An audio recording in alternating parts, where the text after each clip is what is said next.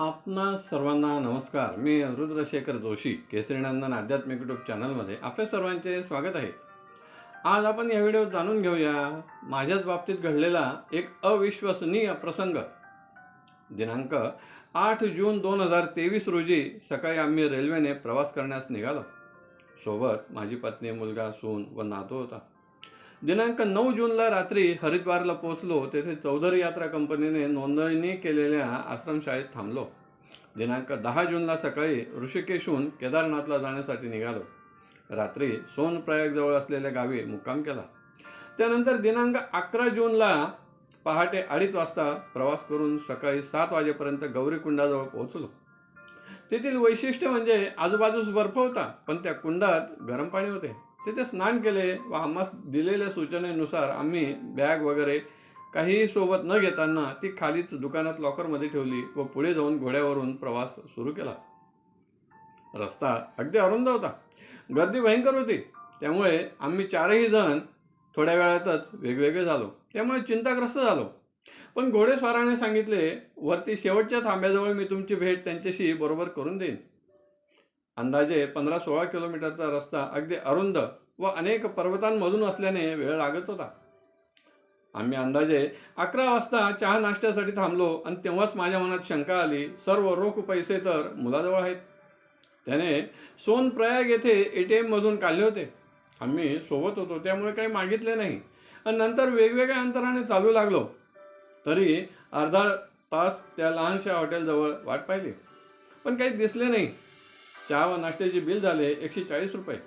माझ्या खिच्यात अवघे 130 रुपये होते. तरीही एक फाटकी 10ची नोट निघाली. हॉटेलवाल्या व्यक्तीस विनंती केली, त्याने स्वीकारली. आता तर खिच्यात 1 रुपया देखील नव्हता. मी त्यास याबाबत विचारले तर त्याने सांगितले, केदारनाथजवळ जिथे घोडे थांबतात तिथून पुढे 2-3 किलोमीटर पायी चालावे लागते. तेथे हॉटेली आहेत. ते कमिशनवरती पैसे काढून देतात, तर त्यांच्याजवळचे पैसे देतात. माझी पत्नी व मी दोघेही खूप चिंताग्रस्त झालो, कारण माझा मोबाईल बंद झाला होता. पत्नीने मोबाईल घेतला नव्हता, त्यामुळे मुलाशी संपर्क करता येत नव्हता. दुपारी 1 वाजता घोड्यावरून उतरलो. त्या व्यक्तीने सांगितले, तुम्ही येथेच थांबा, तुमचा मुलगा व सून याच मार्गाने येतील व येथेच उतरतील. आम्ही थांबलो व एका हॉटेल मालकास विनंती केली. त्याने कमिशनवर पैसे देण्यास होकार दिला, पण मोबाईल बंद होता. त्याने सांगितले 10 मिनिटांचे 10 रुपये चार्जिंगचे लागतील. तरीही मी होकार दिला. 10 मिनिटात फक्त 11% चार्जिंग झाली. चालू करताच इतके मेसेज आले की त्यात ट्रान्झॅक्शनही होत नव्हते. ते 3 वेळा फेल झाले आणि हॉटेलच्या मालकाने सॉरी म्हणून मोबाईल मला परत केला. बॅटरी फक्त 3% शिल्लक होती. तो स्विच ऑफ होण्याच्या आत मुलास फोन लावण्याचा प्रयत्न केला, पण नेटवर्क नसल्याने संपर्क झालाच नाही. पाण्याची बाटली घेण्यासही पैसे नव्हते. पुन्हा त्याच हॉटेल मालकास विनंती केली. त्याने 2 ग्लास पाणी दिले. पत्नी बसली होती तेथे आलो, पाणी प्यायलो. आम्ही इतके चिंताग्रस्त झालो की चहा नाश्त्यासाठी देखील पैसे नाही आणि मुलगा व सून देखील कुठे आहेत माहीत नाही. काय करावे? डोळ्यात अश्रू तरळले. हे केदारेश्वरा, तूच मार्ग काढ काहीतरी. आणि काय आश्चर्य, पुढच्या क्षणाला मुलगा व सून घोड्यावरून येताना दिसले. आम्ही हाक मारली, अश्रू पुसलेत, सर्व वृत्तांत सांगितला. मुलाने धीर दिला व आधी माझ्याजवळ 5,000 रुपये दिलेत. त्यानंतर भोजन केले. 2-2:15 वाजले होते. 3:30 पर्यंत दर्शन रांगेत बसलो. तेव्हा असे समजले की 3 ते 5 दर्शन बंद आहे. 5 वाजता दर्शन सुरू झाले. अंदाजे 6 वाजता दर्शन घेतले. क्षणभर अगदी अलौकिक आनंद मिळाला. तो कायमचा लक्षात राहिला. मंदिराच्या मागे असलेली पर्वतशिला पाहिली. तिथे थोडा वेळ थांबलो. नंतर चहा नाश्ता घेतला. अंदाजे 6:30 वाजले असावे. पाऊस सुरू झाला. पाऊस इतका जोरात होता की कोणी कोणाला दिसत नव्हते. वादळ सुरू होते. आम्ही पूर्ण ओले झालो. तेव्हा पाठीवर बसवून त्या व्यक्ती घोड्यांच्या थांब्यापर्यंत सोडून देण्यास तयार झाल्यात. 650 रुपये प्रति व्यक्ती त्यांनी सांगितले. तरीही आम्ही 2 जण बसलो, पण मुलगा व सून, नातू यांच्यासाठी कोणी व्यक्ती तेथे दिसत नव्हत्या. तरीही 2 व्यक्तींना शोधले. त्यांनी दुप्पटची रक्कम सांगितली. मुलाने 2,500 रुपये दिले आणि प्रवास सुरू केला. पण जोरदार वादळी पाऊस, अंधार यामुळे पुन्हा सर्वजण वेगवेगळे झालो. नंतर पत्नी व मी सोबत होतो. भर पावसात त्यांनी त्याच हॉटेलजवळ उतरले. जेथे संध्याकाळी थांबलो होतो. पैसे अगदी ओले झाले होते, तरीही त्यांनी स्वीकारले. पुन्हा मुलगा बसून कुठे असतील ही चिंता सुरू झाली. हे महादेवा केदारनाथा, आता काय करावे? आणि काय आश्चर्य, माझ्या मोबाईलची रिंग वाजली आणि माझ्या अंगावर शहारे आले. पाहिला तर मुलाचा फोन होता. त्याने विचारले, पप्पा कुठे आहात? मी सांगितले, सकाळी ज्या हॉटेलमध्ये भोजन केले तेथेच आहे. ठीक आहे, मी येतो.